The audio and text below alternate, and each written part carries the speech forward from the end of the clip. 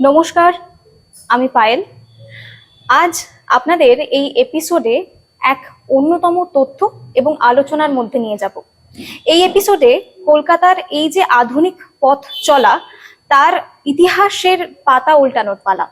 তার কারণ, কলকাতার ইতিহাসের এই যে আধুনিকতা, আজকের যুগের যে আধুনিকতা, এবং তার সঙ্গে সঙ্গে কলকাতার ইতিহাস, তার সঙ্গে ওতপ্রোতভাবে যে পরিবার জড়িয়ে রয়েছে, সে পরিবারের নাম সাবর্ণ রায়চৌধুরী পরিবার।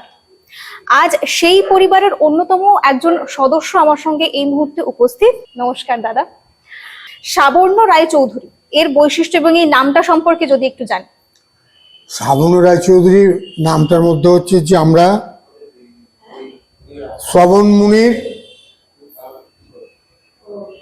বংশধর, সেই হিসেবে আমাদের অ্যাকচুয়ালি অরিজিনাল পদবি হচ্ছে গঙ্গোপাধ্যায়, গাঙ্গুলি। আচ্ছা, যেহেতু আমরা ওই মুনি ঋষির বংশধর, সেই জন্য আমাদের গোত্র আছে সাবর্ণ গোত্র।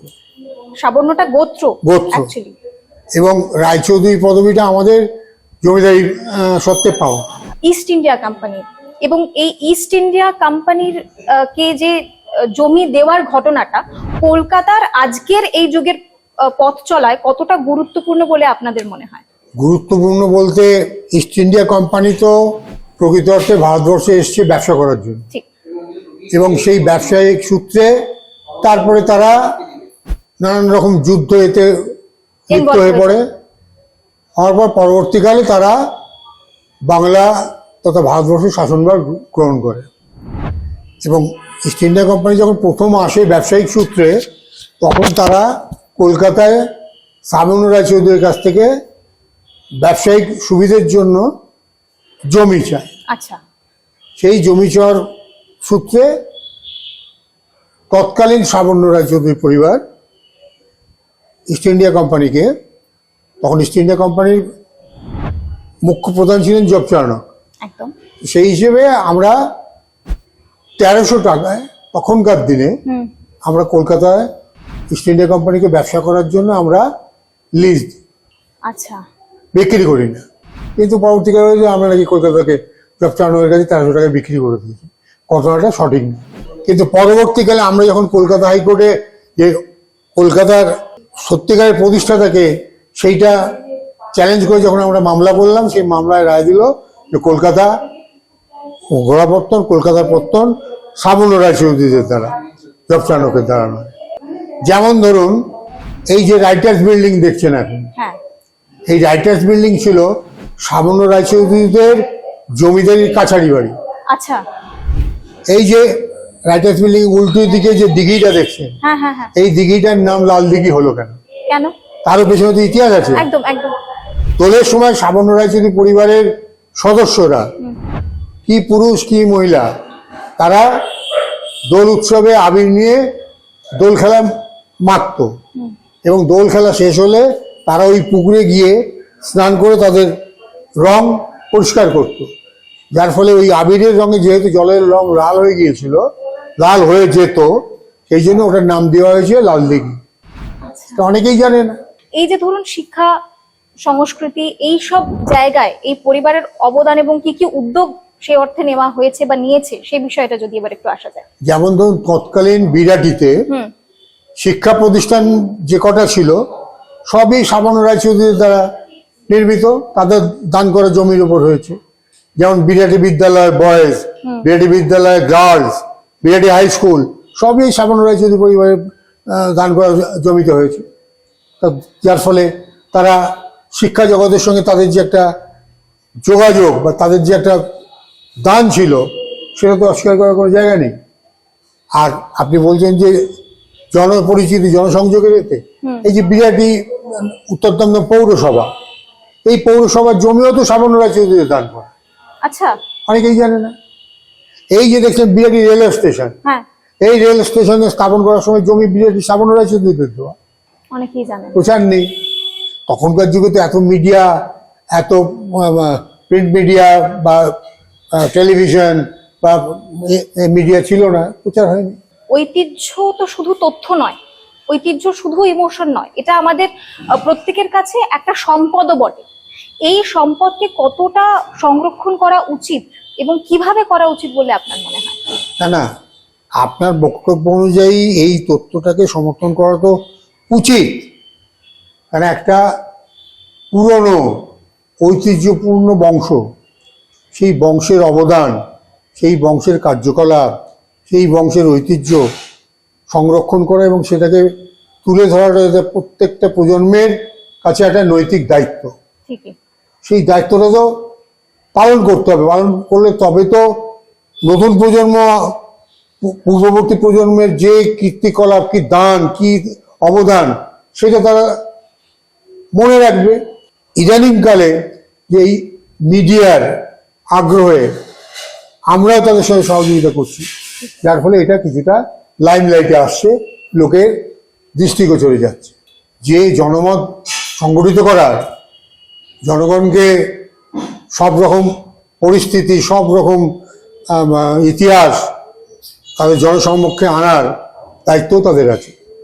সুতরাং আমি মিডিয়াকে সাধুবাদ জানাবো এই কারণের জন্যে যে তারা প্রত্যন্ত গ্রামে, প্রত্যন্ত জায়গায় খুঁজে খুঁজে পুরনো ঐতিহ্যগুলোকে সংগ্রহ করে আমাদের জনগণের সামনে তুলে ধরছে। এটা এই যে তাদের প্রয়াস, এই প্রয়াসকে আমি সাধুবাদ জানাই এবং এটা সামাজিক দায়িত্ব পালনের একটা বিরাট অঙ্গ বলে আমি মনে করি। যে অনেকে অনেক অজানা তথ্যকে তারা জনগণের সামনে, জনগণের জ্ঞাতার্থে নিয়ে আসছে, এটা তাদের সাধু উদ্যোগ।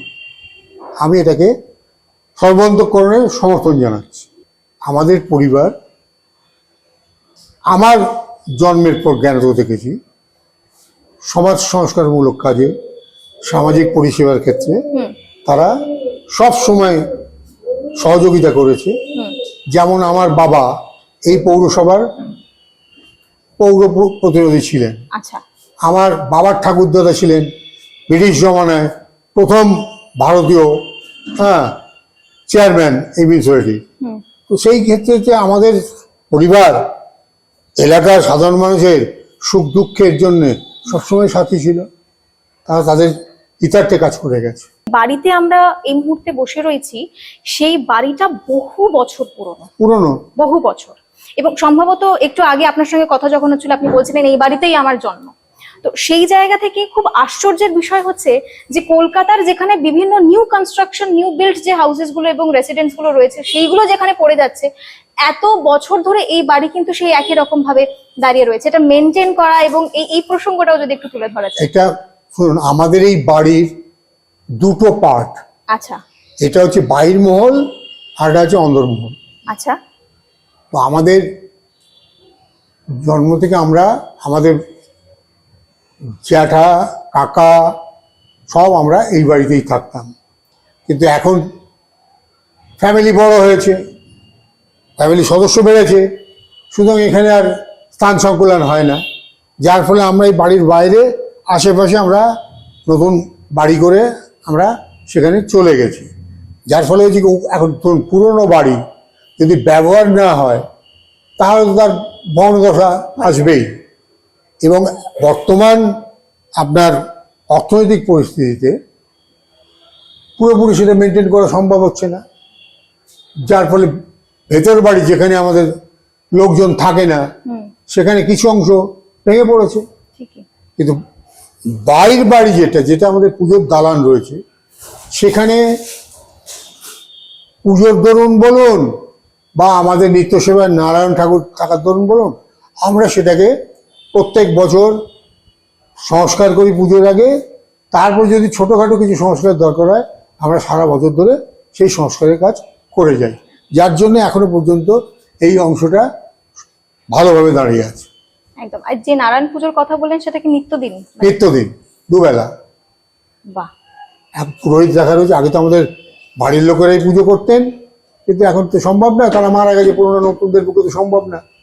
তো যার ফলে এখন পুরোহিত রাখা হয়েছে, তিনি দুবেলা এসে পুজো করেন। এবং আমাদের এই বাড়ির বাইরে দেখবেন বুড়ো শিবতলা রয়েছে, একদম শিব ঠাকুর প্রতিষ্ঠা করা হচ্ছে, ওটাও আমাদের। আচ্ছা। ওখানেও নিত্য পুজো হয়, ওখানেও পুরোহিত রাখা রয়েছে। নিত্য পুজো যেমন ধরুন শিবরাত্রি বলুন, এই শ্রাবণ মাসের শিবের বলুন, গাজর বলুন, চড়ক মেলা বলুন, পুজো বলুন, সব ওখানে হয় আমাদের। কথা প্রসঙ্গে আরো একটা প্রশ্ন মনে আসছে, মানে কথিত আছে এবং শোনা যায় যে কালীবাড়ি, নিমতার যে কালীবাড়ি সেটাও নাকি। হ্যাঁ, নিমতার কালীবাড়ি, ওটা আমাদের প্রতিষ্ঠা করা। আচ্ছা। আমাদের পূর্বপুরুষকে স্বপ্ন দিয়ে মা ওখানে এসেছেন। সুতরাং আমাদের রীতি আছে এখনো পর্যন্ত, আমাদের বাড়ির বংশের কোনো শুভ কাজ হলে, বাড়িতে কোনো শুভ পুজো হলে আমাদের আগে ওই কালীবাড়িতে পুজো যায়। সেখান থেকে পুজো হয়ে পুজো ফেরত আসার পর তারপরে আমাদের বাড়িতে পুজো বা অনুষ্ঠান হয়। এবং এখন আছে। এবং প্রতিষ্ঠা করা আপনাদের নিজস্ব পুকুরও রয়েছে, হ্যাঁ, যেখানে যেখানে প্রতিমা বিসর্জন হয়। যেটা মাকে নিরঞ্জন যেখানে করা হয়।